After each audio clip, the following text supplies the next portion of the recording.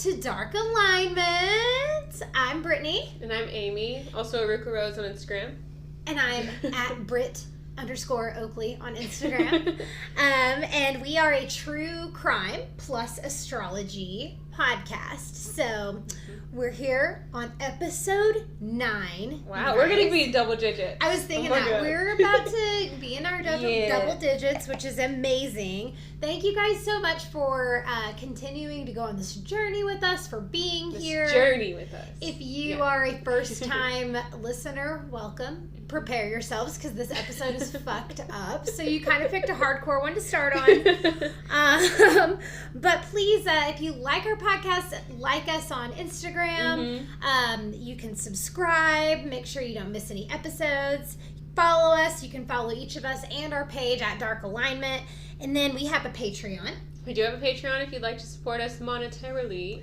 Yes, it makes it possible to have some equipment upgrades and things that we need for the podcast to go on. So thank you to our Patreon supporters. You guys are the best. Thank you. And thank you guys for just interacting with us online and just like... It's really fun to get to know people who are into the same stuff we are. Yes, thank you guys for just showing up. It's the week of gratitude. It's Thanksgiving week, lots of gratitude today. Then we're going to get into some fucked up shit. So it's short-lived as far as that goes. It's still fall season here. It's harvest time. It is, yes. Please notice these flowers that Amy purchased and I arranged. And do you want to talk about the vase? Oh, the vase is from my great-grandmother who passed away. She had a bunch of stuff that she either used herself or got from, like, garage sales. She was into garage sales. Yes, who is it? I think this must have been, like, an old liquor bottle. It's pretty sweet. But it's so pretty. So I use it for everything. It's very special. Is this how you had it? You know... I don't want to... Okay. Sure. So I'm going to go ahead and put out a trigger warning because this episode has lots of triggers. And then I have a surprise announcement, actually, that I didn't tell you about. Oh, no. I said, do we have any announcements today? And she kind of brushed it off. I have an announcement. Okay. And that is that Amy had a birthday this week. Oh, yeah. And that is special, and want to acknowledge that. And I actually got you a present. Oh, no. Dun, dun, dun, dun. I was joking about this. An Amazon gift card. We had a lot of conversations about Amazon gift cards. Amazon's so great. Thank you so much. You're welcome. And you're the highest bidder on these so far. Fuck yeah. That's right. Thank you very much. That's right. I'm not good at accepting presents. Thank you. I don't want to make you feel awkward, but at the same time, but you obviously did. You waited till the podcast started. This is great that it's on camera. I wanted to surprise you. And then also, it's great live emotional television. This isn't television. Podcasting. Okay. So. Well, thank you. You are welcome. You're very sweet. Happy birthday. Okay, thank you. Scorpio season. So, lots of exciting stuff going on the podcast today. Also, I'm an expectant dog mom right now, you guys. We're both having babies coming into our lives soon. We're pregnant-ish together. We've been choosing names. We've been showing each other our name baby lists. Yeah, we've been sharing baby lists, and we've settled on a name for my baby. My baby girl, little baby Evelyn, baby Evie will send be me a here. picture. I'll put a... Okay, we'll put a picture of her. She is a piebald miniature dachshund, and she is so precious. So cute. She's still too little to bring home, but I'm living my best life. Barley's going to be a big sister, and it's going to be incredible. Barley asked for it. And She did. Actually, we had dog tarot readings. we had joint dog tarot readings. We haven't done an episode in a minute. We've been up to some shit, you guys. Sorry, guys. Yeah, we took our dogs to get tarot readings, and based on that reading, within hours, I had already put a bid down on a new puppy for Barley to have as a best friend. So... It was great. I was like, oh, they told her to get another dog. She's gonna find one by tonight. And I did. She was like, I know her. Didn't waste time. So if you ever have a chance to get your dog a tarot reading, fucking definitely do. Get us some kind of dog reading or pet reading. We each had the best experience, so we'll go back probably. At some point. I'm bringing the new baby. It has to go. Oh well, yeah. I mean, obviously. So without further ado, we are going to talk about Jeffrey motherfucking Dahmer. Oh, God. Okay. So, Jeffrey Dahmer, his claim to fame, he was known as the Milwaukee Cannibal. Wow. Or the Milwaukee Monster. He's an American serial killer and sex offender who committed the rape, murder, and dismemberment of 17 men and boys. Whoa. Between the years 1978 to 1991. Many of his later murders involved necrophilia, cannibalism, and preserving the body parts of his victims. So, she's going to be ruining some music for us. Oh, he has more claims to fame that I actually didn't know. We started talking about this right before we started filming. So I was thinking, when she kept saying Jeffrey Dahmer, I was like, I have like music in my head every time you say his name, and I don't know why. I didn't know why. And apparently Jeffrey Dahmer is rap's favorite serial killer. He's mentioned in several songs, such as Dark Horse by Katy Perry, Cannibal by Kesha. That's the one that's stuck in my head. We just listened to it, so... I'll pull a Jeffrey Dahmer. And then Eat You Alive by Lil Wayne and Ludacris. The Cypher by Chris Brown, Tyga, Kevin McCall, and Ace Hood. You're Gonna Love This, 303. Must Be Ganja, Eminem. I would sound so dumb saying that one. Things Get Worse, Eminem. Things do get worse. Eminem's mentioned him several times. Wow. Bubba You Cubba Cubba, Eminem. Well, now that song's ruined. Black Friday, Lil Kim. Actually, I didn't know that one either. Click, Fucking Problem by Tyga. Tyga's on here more than once. Okay, Pretty Tyga, Boy Swag. Calm down. What? Pretty Boy Swag? It says, I am shocked. Eat Your Heart Out, Bitch. I'm Jeffrey Dahmer. Demure My Luggage. Or something. Sure. I mean, that's a pretty shitty Natural lyric. Born Killers by Dr. Dre. Gingerbread Man, Gucci Mane. What is going on? Dancing Dirty, Ludacris. Dancing Dirty? I'm Don't on mix it. that with Dahmer. J. Cole. They're ruining all the best things. Body Parts by 3 6 Mafia. Oh, okay, well that's Electric City by Black Eyed Peas. Benz or Beamer, Outkast. This is fucking ridiculous. That's the whole list on this page. You guys, don't write a song and include him in it. I went off on a little bit of a rant, as I do. You do the rant. Beforehand, where it's like, I feel like people who did that do not know the story that I'm about to review with you, because if they fucking did, they would not be able to be lighthearted with using him in lyrics, because what he did was so fucking fucked up, you guys. Mm-hmm. Trigger warning, this is a fucked up cannibal story. Get ready. We're ready. Get set. We're ready. Here we go. Okay, ruin all the music. Ruin all the music and possibly everyone's lives. Okay, so Jeffrey Dahmer, lifespan. He was born on May 21st, 1960. And died November 28th, 1994. So the anniversary of his death is coming up. Today. Yeah.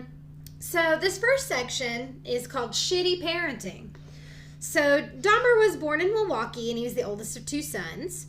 When he was born, his dad was a college student studying chemistry, and mom was apparently a teletype machine instructor, which I assume is like teaching people to use a switchboard or something. Some old technology. Some sort of shitty old technology, but honestly, like, who the fuck cares?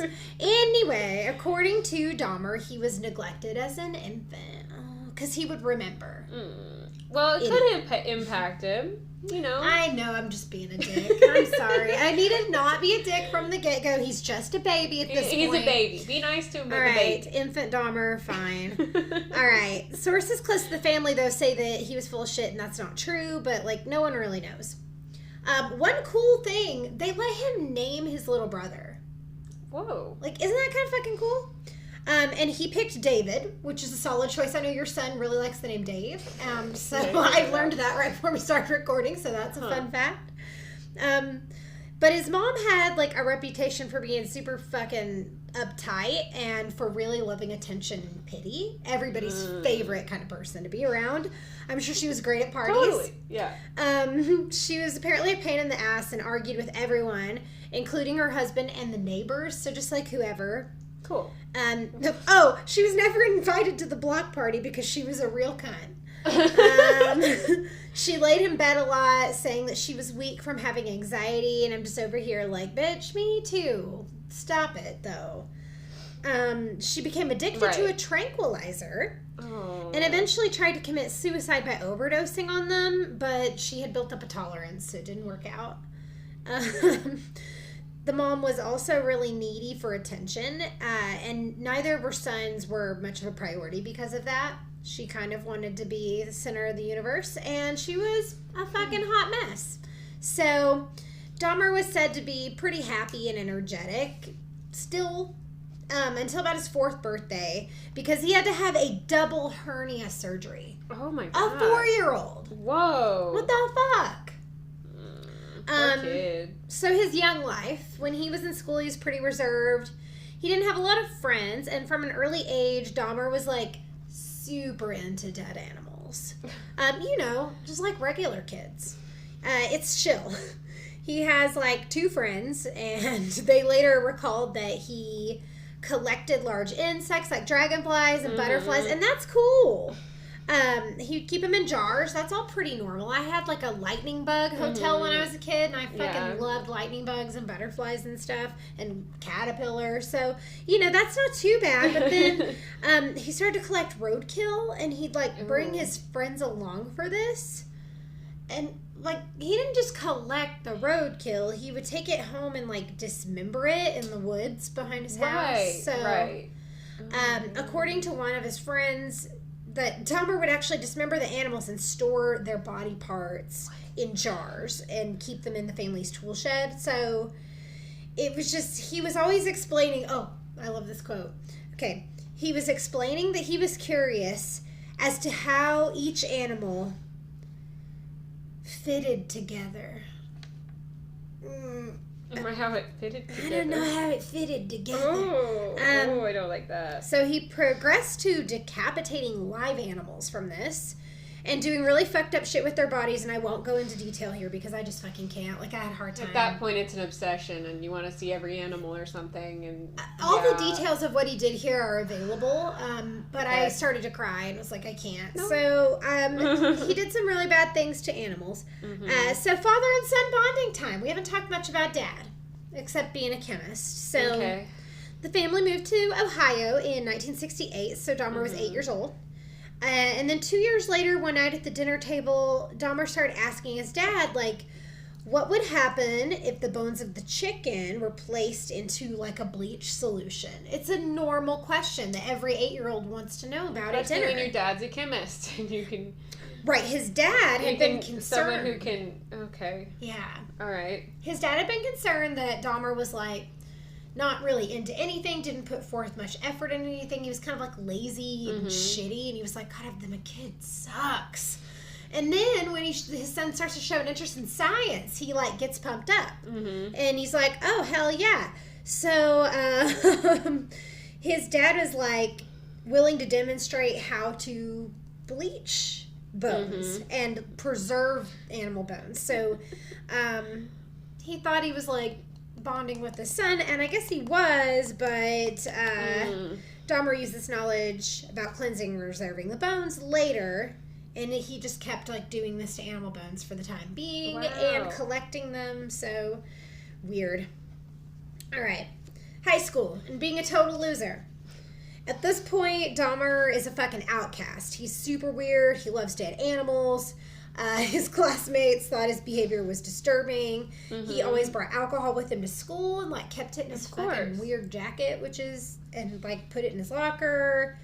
And that started when he was only 14. So drinking is not cool yet, especially like day drinking. 14 is like, young. Yeah. 14 is real young. You're not gonna like be popular because you're fucking wasted at 14. No. Like that's I'd weird. be like, what's wrong with you? What are you... But he would literally drink in class and tell people it was his medicine. So he was self-medicating, hardcore with alcohol.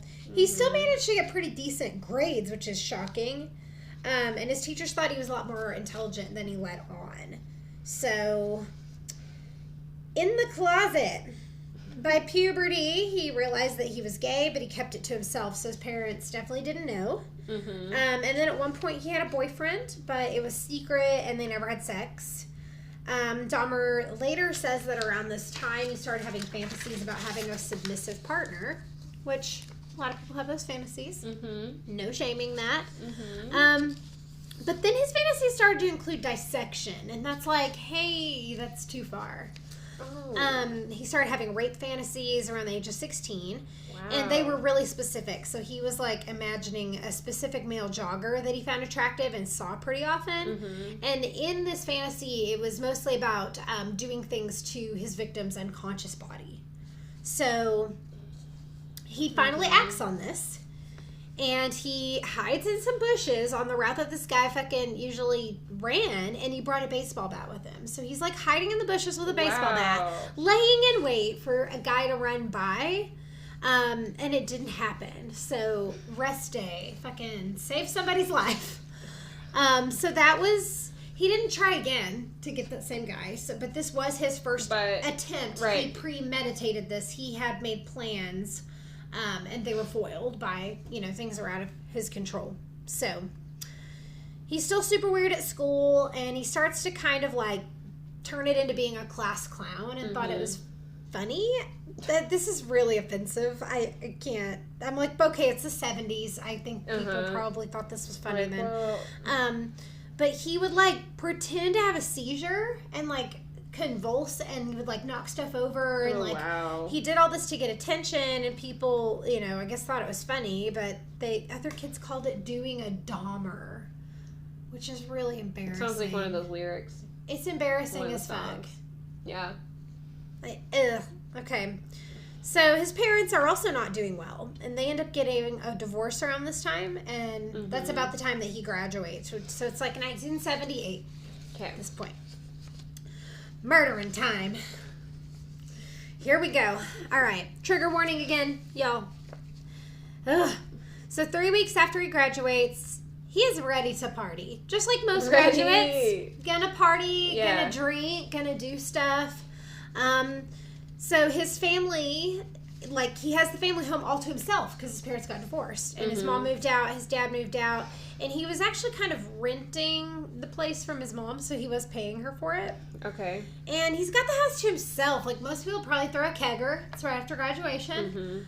Well, Dahmer decides to pick up an 18-year-old hitchhiker named Stephen Hicks. And Stephen was on his way to a rock concert, and Dahmer was like, come over to my house, we'll have some drinks. It was really gacy of him to kind of do that. And then according to Dahmer, after several hours of drinking, listening to music, this is a direct quote, Stephen wanted to leave, and I didn't want him to. No. That's really the overarching theme of everything you're about to hear. All right. So, Dahmer freaks out. He bludgeons Stephen with a 10-pound dumbbell. And then as soon as Stephen falls unconscious, Dahmer strangles him to death with the bar of the dumbbell. And then strips him naked. He proceeds to masturbate over the body, which is his first segue into active necrophilia fantasy. Right. So, kind of go into some detail about necrophilia a little bit later in the story. But this is kind of like he's testing it out. Yeah. The next day, Dahmer dissects Stephen's body in the basement and buries the remains in a shallow grave in the backyard. And just when you think it can't get any worse, he waits a few weeks and he digs up the remains and he removes the flesh from Stephen's bones. And then he dissolves the flesh in acid before flushing the solution down the toilet. He crushes the bones with a sledgehammer and scatters them in the forest behind his home. Dang. Holy fucking shit. This is his first murder. That's a lot for you. It escalates. He commits 17 murders, and it does not get milder. That's really the only one that we go into too much detail with. There were too many to go into all the details, but he kind of had an MO, and he kind of followed that pattern for all of them. So now, Dahmer loves America. So, 6 weeks later, Dahmer's dad and new fiance actually move into the family home with him after he's committed his crime. He actually enrolls in college and wants to major in business, so he has some goals. But too bad for him, he can't stop being, like, super fucking wasted. Mm-hmm. Are you ready for the ultimate GPA fucking fail of a lifetime? So his GPA was... Okay, go ahead. His GPA is a 0.45. Whoa, I was thinking a 1 point something. No, much. Wow. 0.45 out of 4.0. Okay. I don't know You fail everything. I don't even know how that's possible, to be honest. So it's impressively terrible. One time his dad actually came up for a surprise visit and he found Dahmer in his dorm room, like passed out in a pile of bottles. So Dahmer drops out, even though his tuition was prepaid for the next semester. He was just kind of like, fuck it, and left. So, that's so frustrating. What an idiot. At this point, his dad is just like so frustrated. His son sucks at life, and he urges him to join the military. Mm-hmm. Dahmer actually does pretty well with this. Okay. The military's a pretty good place for him at first. First. Oh, wait, there's, like, still a part where he's drugging and raping other soldiers for, like, the next year and a half and being a total psycho. So, you know, it was actually kind of like a hunting ground for him. And then finally, in 1981, his drinking was super out of control, and they decided he was unfit for the army, and they threw his ass out, but he got an honorable discharge, which is gross. Come the fuck on. Right. Did need that, guys. So, he was afraid to go home because his dad was going to be disappointed again. So he went to the place that all shitheads go. I'll give you one guess. Where? Fucking Florida. That's where everybody goes. I like Florida. I mean, I love Florida, but it's also a place of, like, fugitives. And because it's such a tourist... And retirement. Yeah. And military. A lot of it's because it's such a tourist Well, community. this was 1960. So... We're 19... Or not 1960. 80 something.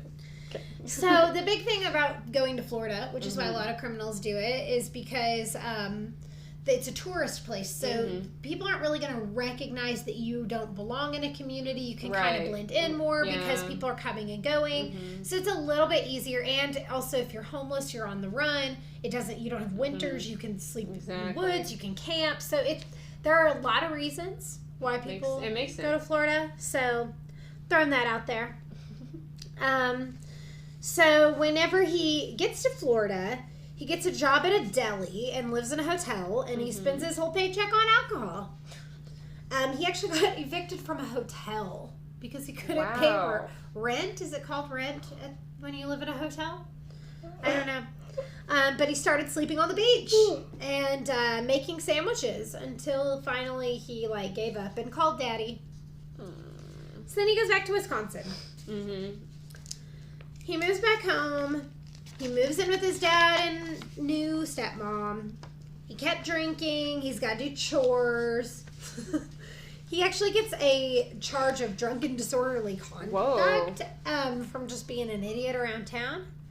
And his dad tries to stage an intervention and it doesn't work.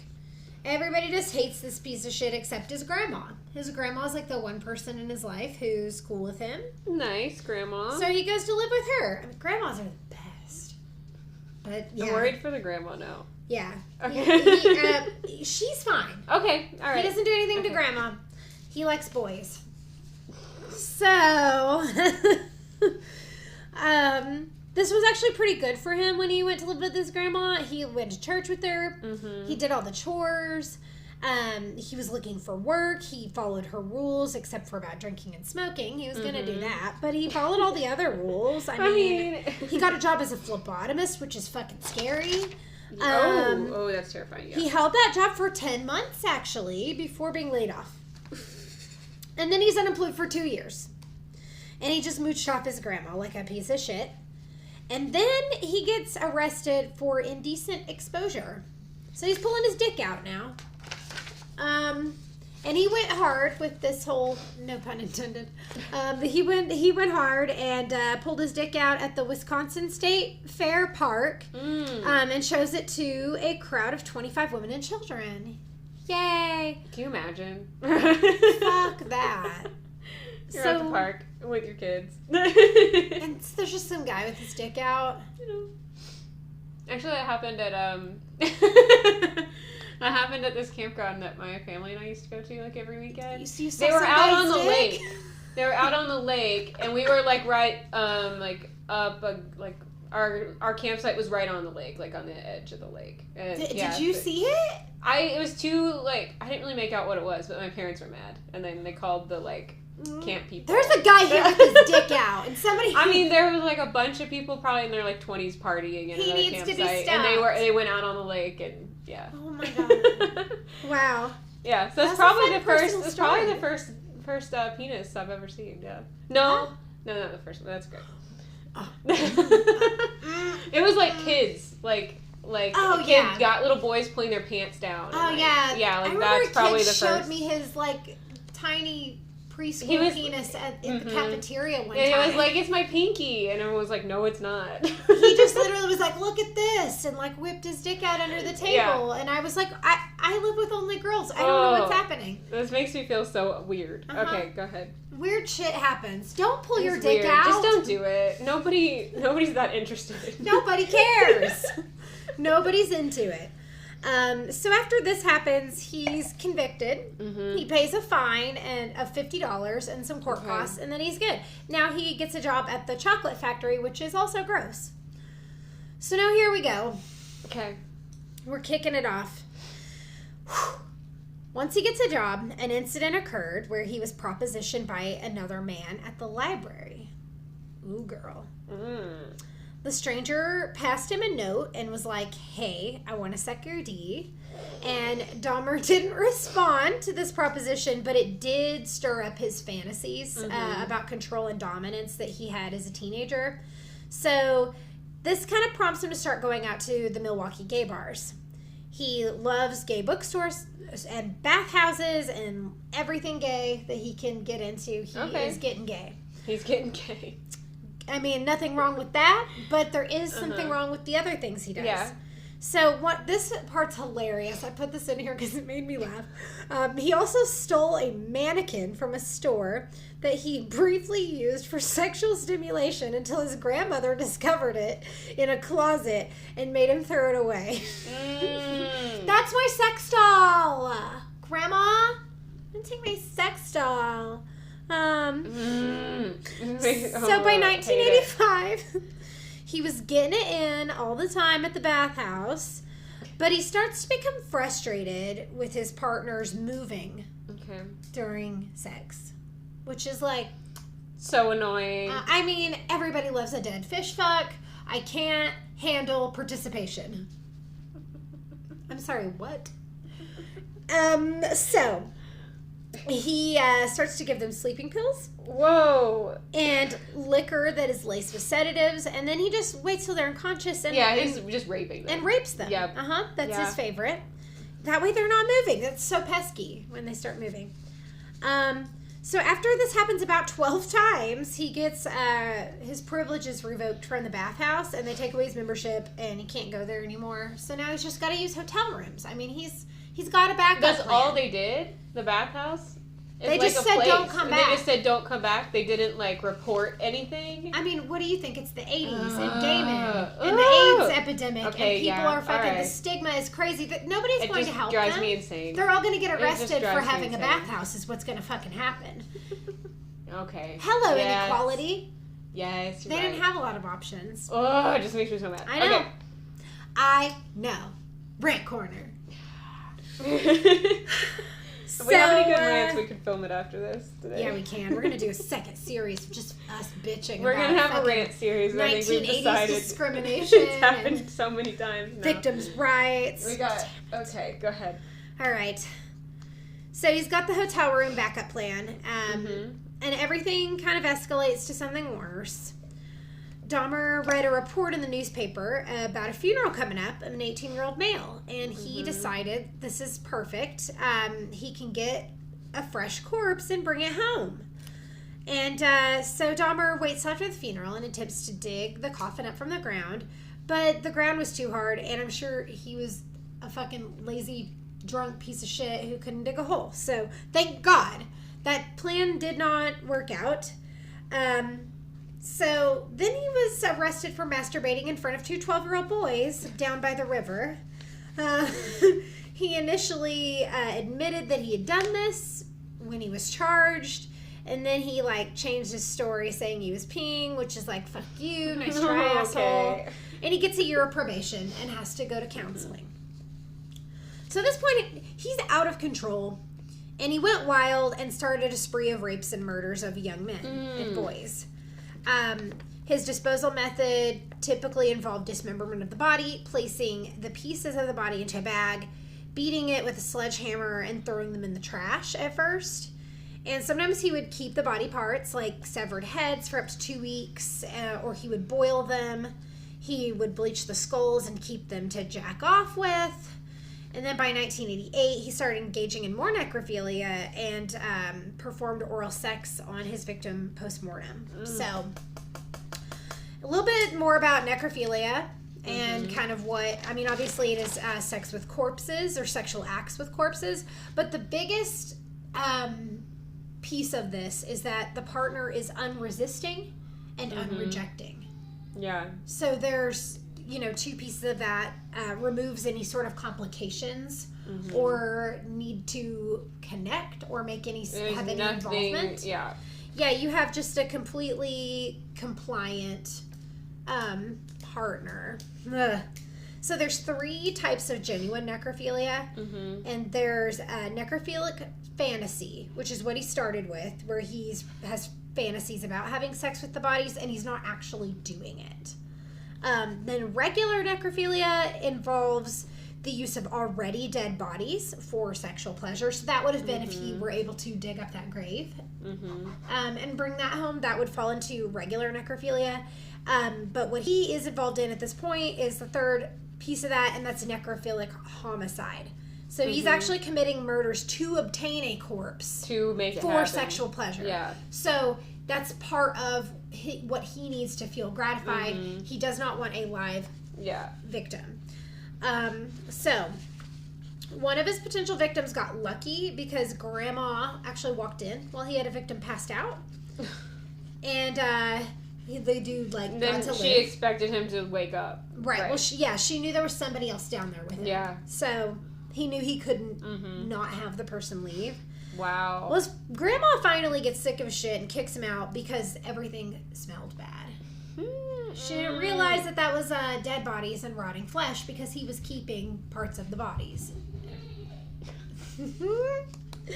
Terrible. Okay. So he ends up getting in trouble for kidnapping. Okay. And for child pornography. And he moves back in with his grandma. So he had moved out for a really brief period. Right. He's still attacking boys left and right. He even preserves one of his victims' head and genitals in acetone and stores them in his locker at work. So he's bringing body parts to work. He's officially been registered as a sex offender though. But he finally has his own place and moves out of Grandma's house now that he has good, steady employment. This next section is the roughest part. Buckle the fuck up, because it's called Can't Stop, Won't Stop. He just keeps killing with the same MO. So, drugs, rapes, strangles, dismembers, does weird shit with their body, and then he repeats it all. He started keeping the body parts, mostly heads, in the freezer. He would still put them in acid sometimes too. He would try to dry them out in the oven. Wow. He would do things like wrap them in a towel and leave them for 2 weeks, and they would form maggots, and then he would clean them and put them in the fridge. It's really fucked up. One of the times that he put a head in the oven, it actually exploded. He was just trying to preserve his victims and keep them around. That was his whole purpose, was to keep them around in a really sick way. And he explained it later that he wanted to preserve their physical beauty. Oh, so right. He was wanting to keep someone, and he wanted a companion, but a live companion just was not going to be it for him. It really fucked up. He would pose the nude body of his victims and take photos before he would dismember them. And then the cannibal shit starts. So this was he wanted his victims to become part of him. He would keep their heart, biceps, portions of the flesh from their legs, all in plastic bags, put them in the fridge. He would boil the remaining flesh and organs into this jelly-like substance. So, like a congealed fucking substance. He was experiencing a lot of depression, anxiety through all of this, and often had suicidal thoughts, which fucking kill yourself, asshole. Seriously. He continued to rape, murder, and hoard body parts of his victims, and by 1991, his neighbors started to complain about the smell. No. Coming from his apartment. He's giving himself away with the smell. What's Dahmer cooking? He cooks some interesting fucking shit. Have you ever lived in an apartment? Yeah. Don't you know that fucking smell of just anything your neighbors are cooking? He was boiling human flesh. Oh my God. Rotten human flesh. Think about when like you straighten your hair, curl it, and it burns a little. Like that smell. But then... Oh God. Go ahead. Okay. That was... Thank you for that. You're welcome. Okay. So, they also complained about strange banging noises and the sound of a chainsaw. I'm sorry. Wow. What? Is that a chainsaw here? I'm calling the fucking cops. What? No, there's no reason to have a chainsaw actively being used in an apartment. No. Even if you're a lumberjack training for the fucking lumberjack games. I don't care. And I used to do some like craft stuff with tree limbs and stuff, but I can't think of anything you need to chainsaw. My wife is a wood carver. So that's right. Yeah. No. Ugh. No, you don't. No. So Dahmer initially excused the odors by saying that his freezer broke and some of his food spoiled. And then other times he would say that he had several tropical fish that had recently died.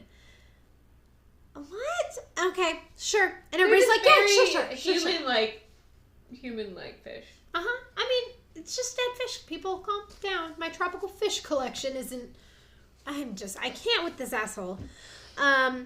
So he continued to escalate his crimes even more. Just when you think, like, how can this fucking escalate anymore? He does it. This piece of shit. So, he lures a 14-year-old boy into his apartment and drugs him, like he usually does. And this time he tried something new. He was trying to create his own zombie. What? His own personal zombie. No. So, I mean, if you're going to create a zombie, how are you going to do it? You're going to drill a hole in their head. That's how you do it. So, he drills a single hole into this boy's skull and injects hydrochloric acid into the frontal lobe. Wow. The boy falls unconscious.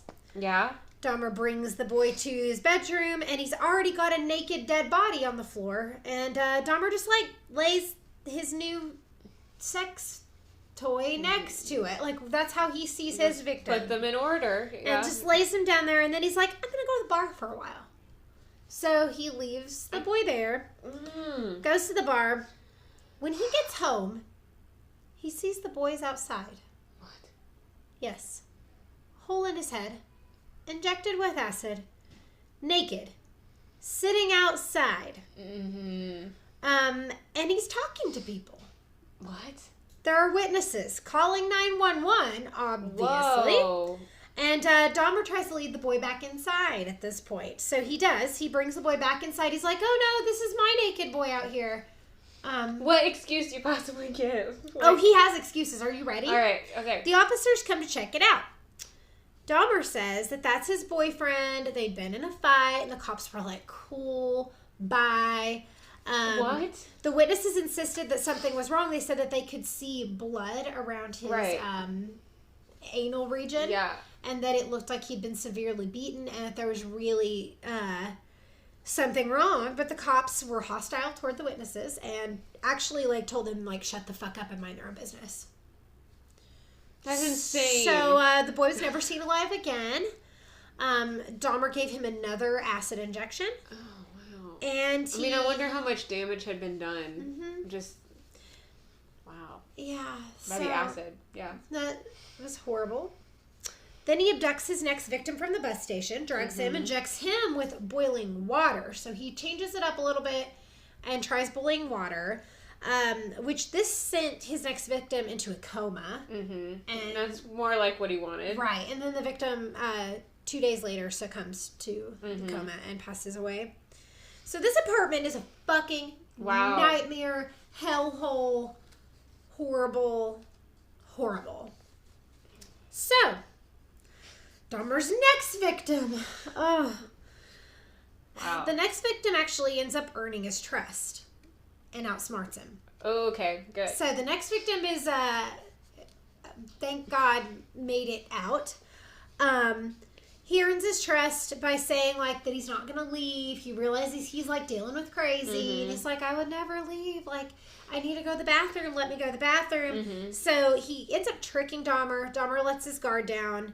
And he ends up punching Dahmer in the fucking face and escaping the apartment, which is awesome. There you go.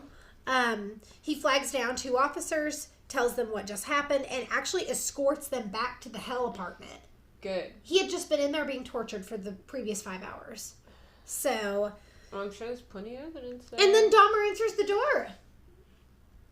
And he's like, oh, hi. And then the cops take a look around. He invites everybody in. And he's like... Go wanted. He's like saying, oh, yeah, you know, I didn't mean to handcuff him. Like, he's saying this right in front of the person he just fucking victimized. The balls on this bastard. To look your victim in the face and be like, oh, good name. It's a misunderstanding. Like, but the cops start to look around. Because this is a nightmare. Talk about gaslighting your victim. Like, what a piece of shit. So the cops look around for just a few minutes and then they find a drawer full of pictures of dismembered bodies. And they're like, weird.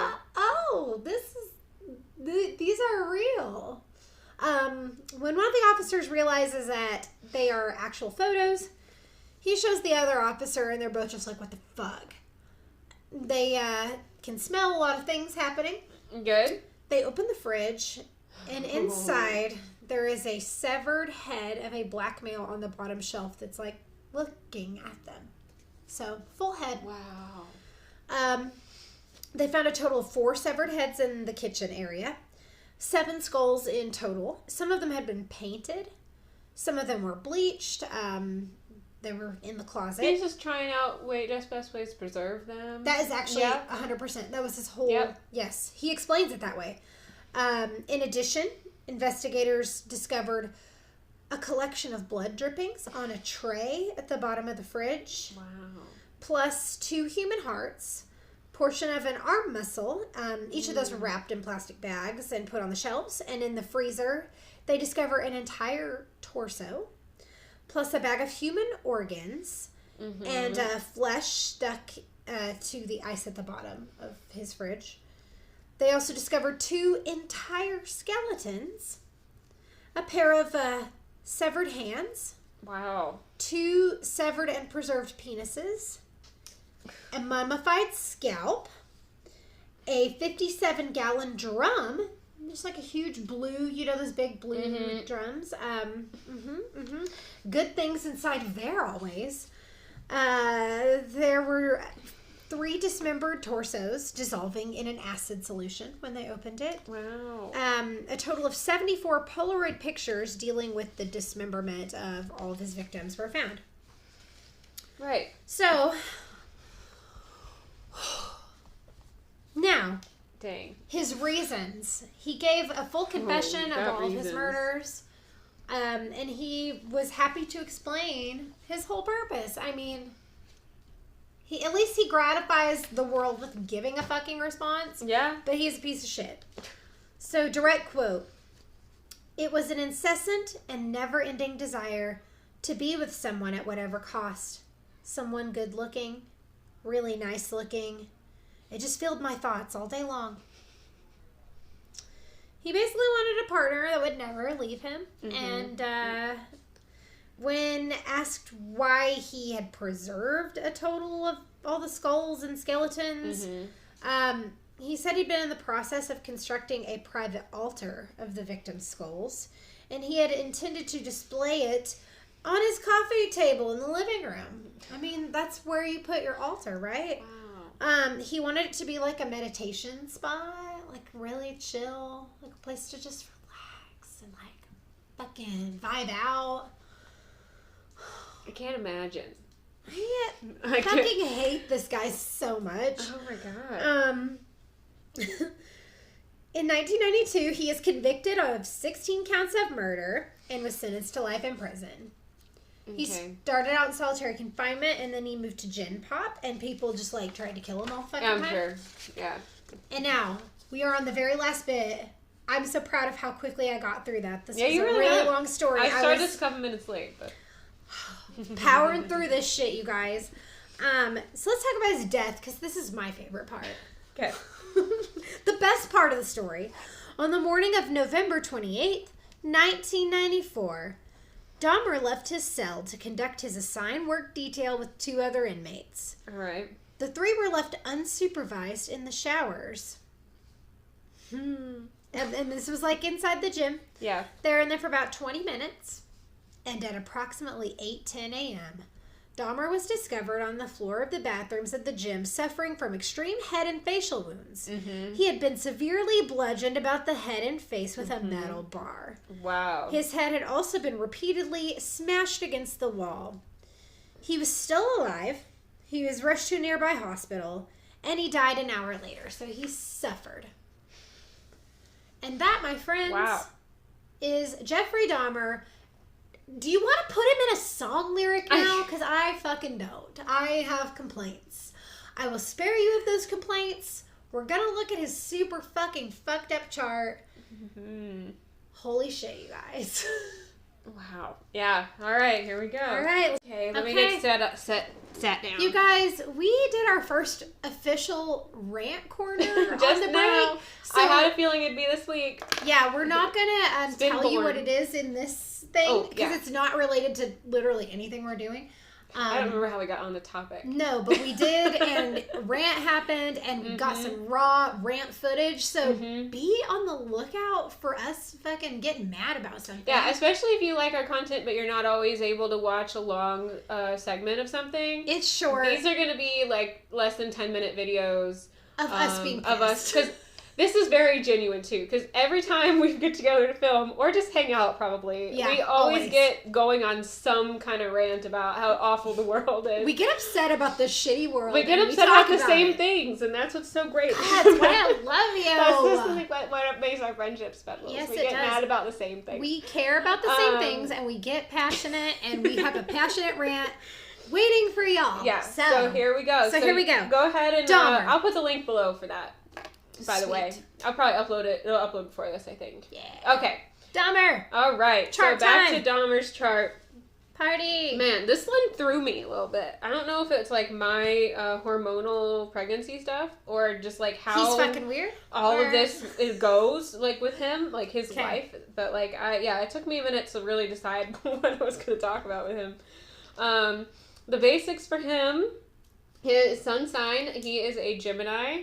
He's cusping Taurus. Let me turn this mic towards me a little bit. There you go. And then, so he's right on the cusp of Taurus. His sun is in the 8th house. And if you know much about the 8th house, it does include death as one of its meanings, transition, kind of like power, the undertones of society. This is where he finds his life and his his existence is in this space of reality. Or not reality. It's his world, reality. Of the world, yeah. And then, so cusping, Gemini, already. Oh, yeah, and it's a conjunct Venus and Mercury, which are in signs that they rule, being on that cusp. So they're working very efficiently here with his sun sign. What was I going to say? Oh, yeah. So Gemini is really, like, kind of a lighter sign, but having it in the 8th house makes it more intense, for sure. But he could probably play that off, I would imagine, pretty well. His ascendant is Libra. So I'm kind of seeing, like, a very pleasant, approachable kind of person. Probably looks pleasant.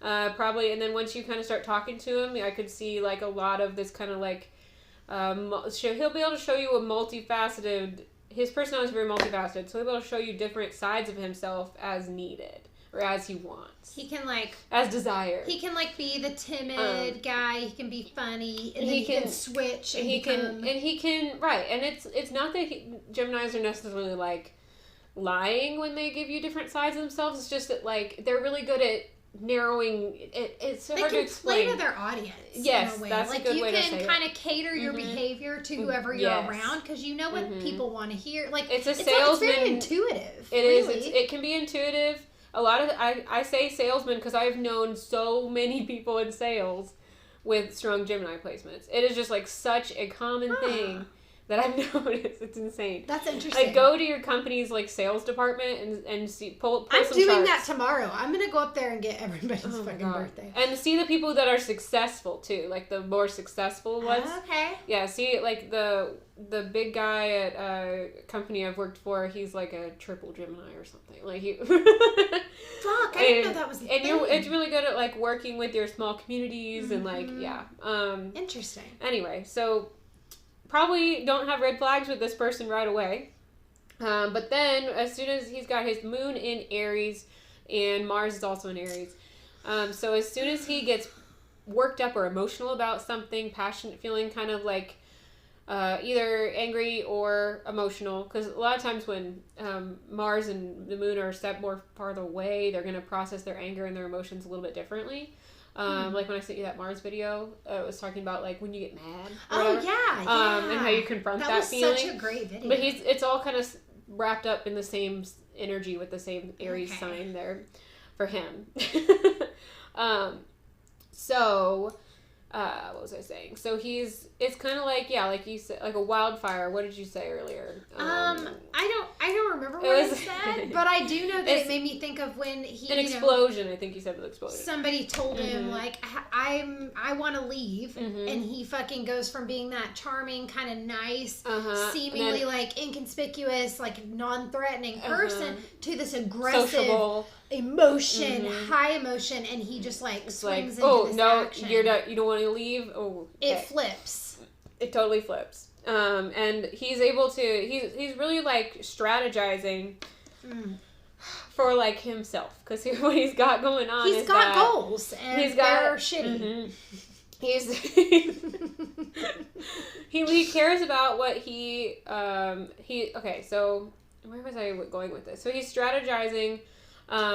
And communicating like how he wants things to go pretty naturally, and things he really cares about with his Venus and his personal creature comforts, like his material world comforts, are going to be like very strong precedents for him, because it's like right around his sun sign. He wants to make himself feel happy. Well, and he saw people as things, and that made him happy to have his things all around him. Oh, this is just lovely for him. He is really... Oh, yeah. He's really making it happen. And this is focused on other people as well, because he has his moon and his Mars. Well, his moon is actually... Oh, wait, no, I'm right. Yeah. Oh, that's so funny how I said that. All right, so he's got his moon in his 7th house, and that kind of makes it where his feelings are focused on other people, where he's processing his emotions kind of outwardly a little bit more. And then he's got Mars in the 6th house, so that's going to be more kind of like meticulous, that Virgo energy of kind of like making it happen. Harvesting. Virgo is the harvester. It's like the time of reaping rewards a little bit. Material rewards. He has this showing up again with squares from this going over to, from his sun sign going over to Pluto. So there's like a power struggle going on with this, and he's really wanting to feel like he's kind of overcoming something, or he's like taking control over something, and that's in Virgo. I keep dropping this pen. I need to hold it though, because it's my fiddly thing. Okay, so then this is related to his life path as well, because that's also in Virgo. So he's really really trying to make himself happy with like all of these things around him. How am I trying to say that? He's very forcefully trying to make himself feel better. Yeah. He does have some trauma showing up from his Chiron being in the same sign as his South Node. and conjunct his Ceres. So Ceres is about your foundation for love, this kind of sense of nurturing, caring for, like kind of like a basis for relationships in a way. Oh, gosh. And so he has this Chiron placement next to this, and that's his trauma in life. And so it's very strongly affecting how he sees relationships and feels love towards another person, or like a nurturing energy. It's interesting. And his solution for this, there's a trine over to, side note, there's a trine over to his Lilith in Cancer, which is also about nurturing and caring energy. And like the mother. The mother, yes. And so his solution was to like self-empower himself. To be, to make it happen. He definitely found a way. There's delusions. There's another trine over to Neptune in Scorpio, which again is death and things. And that's his first planet is Neptune. So there's definitely some delusions going on, some like fantasies, a lot of fantasies that's in his identity. Yeah, and they're retrograde, so it's not necessarily like it can make it more problematic.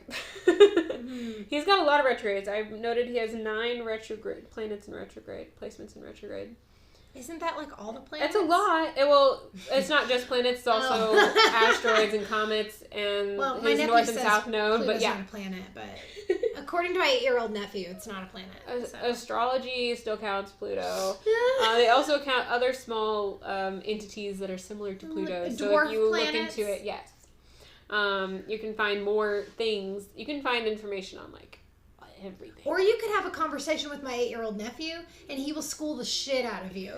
That doesn't exist. You're wrong. He literally was like, "Tell me how many miles Jupiter is from the sun." And he goes, "I'll give you a hint. It's a 9-digit number." And I'm just like, That's what the cute. fuck? I thought we were going to Chuck E. Cheese. That is pretty cute, though. Oh, he's so cute. He loves space. And I was good at memorizing numbers as a kid. He will school the shit out of anybody. That's really he has great. one passion in this life, and it is outer space. And he knows literally everything. It's incredible. He's like an encyclopedia. It's out of control.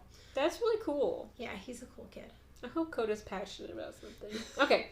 Anyway. Like, finds his passion young. Finds a passion young. Yes. Is what I'm saying. Well, Micah does have autism, so that is part of it. That is part of what this is, like his a focal strong, point. yes. It's he's been obsessed since I can remember. So he's devoted to it. Yes, he's very Look at devoted. his chart. Okay. Here we go. Yeah, and so when he really wants something and he's really driven towards it, he's taking on this, like, Virgo-y, practical, tenacious, like, perfectionistic approach. He's taking this way of doing things, making things happen for himself, manifesting them, making them happen. He is very regimented with his MO. Yeah, so that he's running away from that past life trauma, and his south node then being in Pisces. Pisces! Mm-hmm.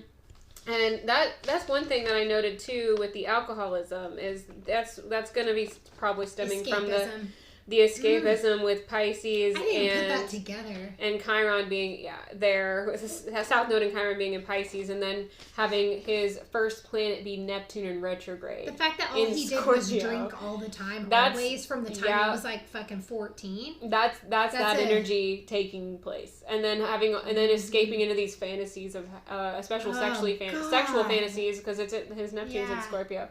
Oh man. And then with his trauma, I had a note here. Pisces Chiron placements are going to experience this like tremendous loss and grief early in their life. It's kind of like you lost your God early in life. For him, it's going to be like he lost his happiness early in life because these squares to his happiness and like sense of relationships early in life, like love, because of personal squares he has on his chart. But it's like there's nothing to have faith in anymore.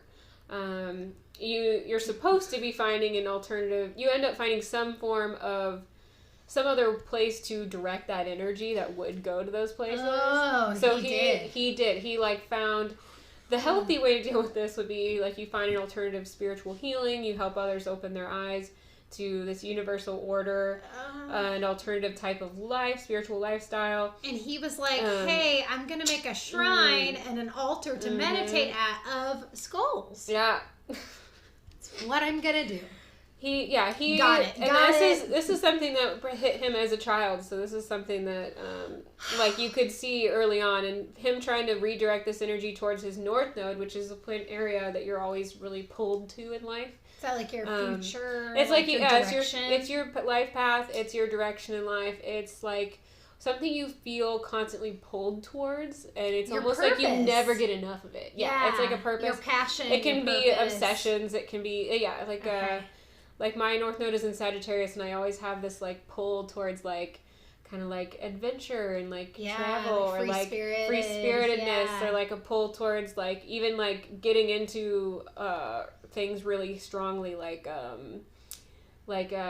mental not escape but a mental adventure, like getting into astrology and getting like into biochemistry, getting into can be that way too. Yeah, reading can be. Makes me think of Brittney it depends. Spears. Reading is more. I feel like reading could be more of like an escapism Pisces part of it, but it depends on how you're approaching reading, really. I really only said that because Brittney Spears is Sagittarius and she loves to travel and she's a free spirit, but she also loves to read. Loves it. And she actually reads, like, she's reading like a different book every week. Yeah, and it might not be your career, it might not be blah, blah, whatever, but it's like something you're always pulled into more throughout your life. Okay. It's always kind of beckoning you over there. I think I find a way to talk about Brittney every time we record. Good. We have to do a Brittney segment. Oh my gosh. Okay.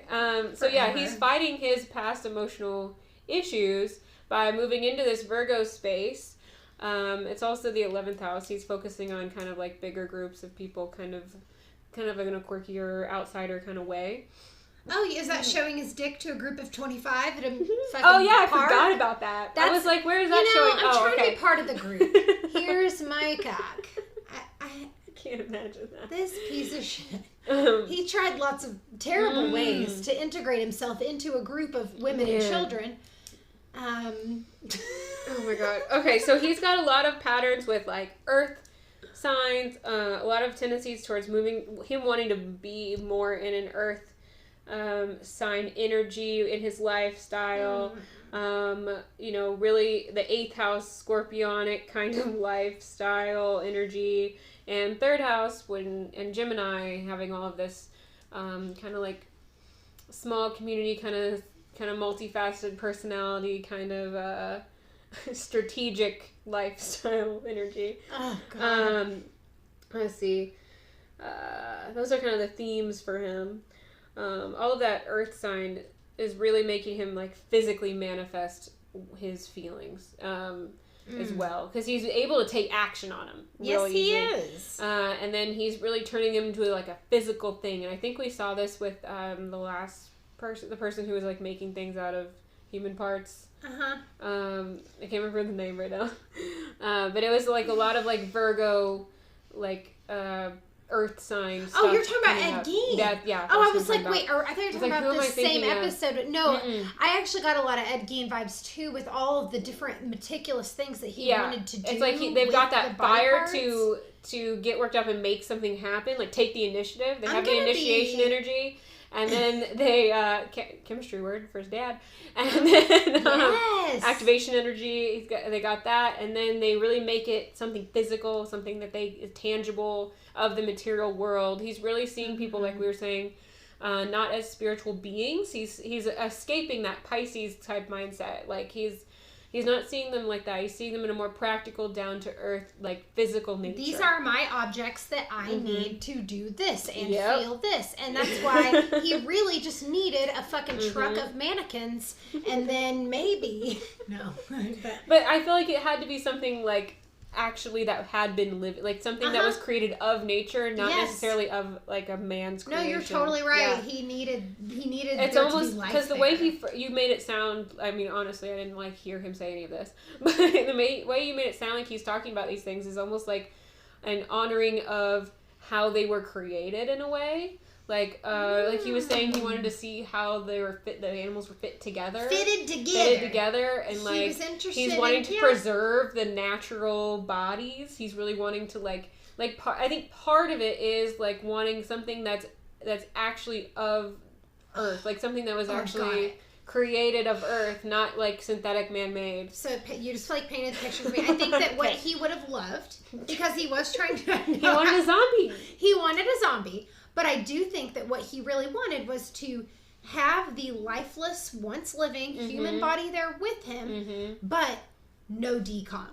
Like if decomposition couldn't happen, I think he would have been very happy with his plaything of it's here and it's in the form that I want it and it's still human and it can't leave me. Now it's debilitated. Like if he had a coma person too, that would have been... He loved all of his victims, even the ones he didn't kill, to be sedated. They are still living at that point. So like there the was doll was fine, but that's not really what he needed. Yeah, and it never was. Right. So there's something to the fact that it was actually human. Because he cares about the natural side, and but he wants that. He really wants that overpowering aspect to an I'm in charge. Yeah, I can do whatever I want with this now. That is exactly how he viewed his victims. They were not people. Right. Yeah, because the spiritual side, the feelings side, all of that was killed in him early. Maybe it was that fucking hernia surgery when he was 4. That was fucking crazy. Like all of the empathy and things that you feel, like that's where his trauma is. That's his past. That's away from what he's drawn towards in life. That was something he would probably be rejecting. Those kind of feelings that. Yeah. It doesn't seem like he had any empathy even after No, because that's not how his psychology is working. He's not capable of it. I mean, he probably was as a young child when he went through all that trauma. But it sounds like his mom... But his way of coping with it was not a way where he maintained that in his lifestyle. Speculation. He had his surgery, and his mom wanted all the pity and all the attention and all the empathy for herself, and kind of took that from him, and maybe it ruined him. There's tons of mom trauma on his chart. Speculation. There's even more than I mentioned already. He's got the Moon square, Saturn retrograde, and Vesta retrograde. There's a lack of devotion with his mom. Oh, my computer just died. You got notes, thank goodness. I do have notes. And then with the Vesta thing, lack of devotion, a lot of probably poor structured parenting in some way, either overstructured or understructured. Very shitty parenting. And then the other Moon square he had, the memory, was to his midheaven.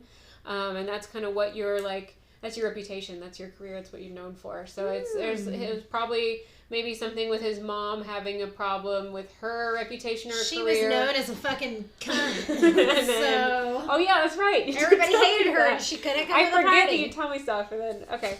That's why this needs to be, exactly. Everybody forgets. And then, and probably kind of like hot-headed because it's in Aries, kind of like maybe manic a little bit, or maybe he viewed her as like, kind of like childlike or unstable or something. Like it was probably a lot. Like that was a pretty accurate assessment on his part, if that is how he viewed her. So and there's all sorts of mom problems on his chart. And then he had, was there anything else that I hadn't mentioned? Because I'm trying to wrap it up a little bit and talk about his death. Yeah. Okay, because I have more notes. Sorry to get so excited. I just want you guys to know I have more notes, but I'm going to skip over those to talk about his death. Woo. Okay. So with him dying in the prison, with his buddies, he was. My computer turned back on. What the? It's ready. Maybe whatever. That's weird. Okay. Weird stuff, man. All right. It's Dahmer fucking with us. Yeah. He knows I'm talking major shit, and I'm not sorry. Sorry. I always sage and stuff after these things. Yeah, we really need to make sure we do that. And then sometimes I feel weird having the papers and like my notes after too. Sometimes I keep all of I kind of wish they were all in my drive, my Google Drive, so they weren't like physically in my space. Oh, I never thought. I mean, I have a whole folder of every set of notes we've scan ever them all, but then I don't know. I gotta think about what I want to do with them. Okay, anyway, I'm getting sidetracked. That's great. I have a lot of thoughts, man. I love your thoughts. I have a lot of air in my chart. I got a lot of thoughts. All right. So his death. This is us taking his death chart and his birth chart. That sounds kind of cool. And merging and laying them over each other. Okay. So this is like a synastry reading. I was gonna ask if it was still like counts as synastry reading if it's over your own. I kind of call it like an event chart. Like you're putting an event, life events together, an event over a birth chart and seeing. It's kind of like it's basically a transit reading, really, but it's from the past, something that's already happened. Oh. Yeah, that's more like what it is. Okay. So we're going here. We want to look at his. First, I did look at his 6th house because that's kind of like the house of enemies. But there wasn't anything transiting his 6th house. It doesn't look like the people who killed him were like a villain enemy, like a hero and their enemy, or like. To me, it seems like very opportunistic. It was very opportunistic. It definitely wasn't somebody who had been plotting it for very long. They had the opportunity. This guy fucking sucks. Why not? A lot of people probably disliked him. It wasn't like this was like a specific enemy that he had. And then we also look at the houses that are the bringers of death, the death houses. So we look at the 2nd house, the 7th house, and the 8th house. For this, I look at all the houses, but so what was interesting here is that the sun was opposite his sun while he died, and the moon was opposite his moon while he died. It's like a cross. Mm-hmm. Or it was X. very weird. Actually, it was almost an X. It was kind of like a little lopsided X. And crossing you off the list, bitch.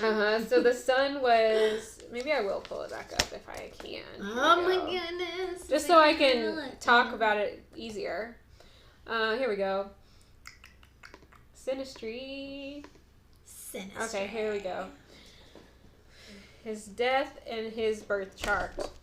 So we have, right away, we look at the 8th house first. I like to look at the 8th house first because I'm a Scorpio, I guess. And right away, he has Lilith over his sun sign, and it's conjunct his sun sign and Venus. So he's being killed. It's kind of like he's being overpowered to death. Because of like what he cared about and where he put his passions in life, and then where he what made him happy. He got killed for being an asshole. He got killed for doing what he wanted to do, basically. Yeah. He was overpowered in death. And then it's over his sun side. So that's like that's your head, that's your face, that's your being. That's literally hit in the face. And we also see that again replicated in his 2nd house. There's a lot transiting his 2nd house. We have Juno, Pluto, Jupiter, Mercury, and the Sun. Woo!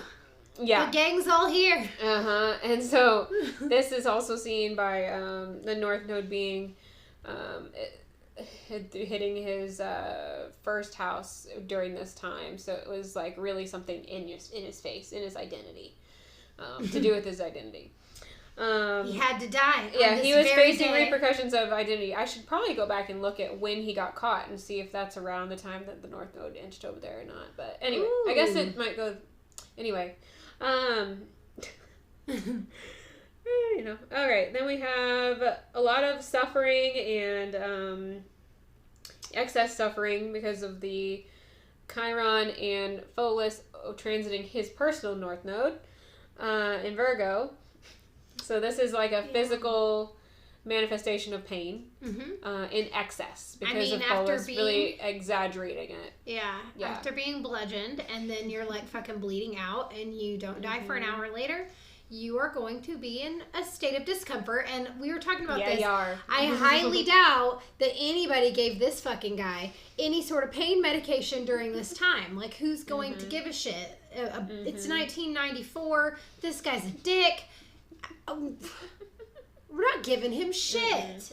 No. Especially with the suffering that he inflicted on so many people. And this is like a judgment day for him in a way. Because in the 7th house, which is the last house we're going to talk about, he's got the South Node transiting and Pallas retrograde. So this is kind of like an inner wisdom of the world, an inner wisdom feeling, cold, kind of a colder decision-making feeling, and his past. Yay! Came up to this is kind of Judgment Day for him. Being overpowered, being in a lot of pain, being hit in the face because of your identity and what you were doing specifically.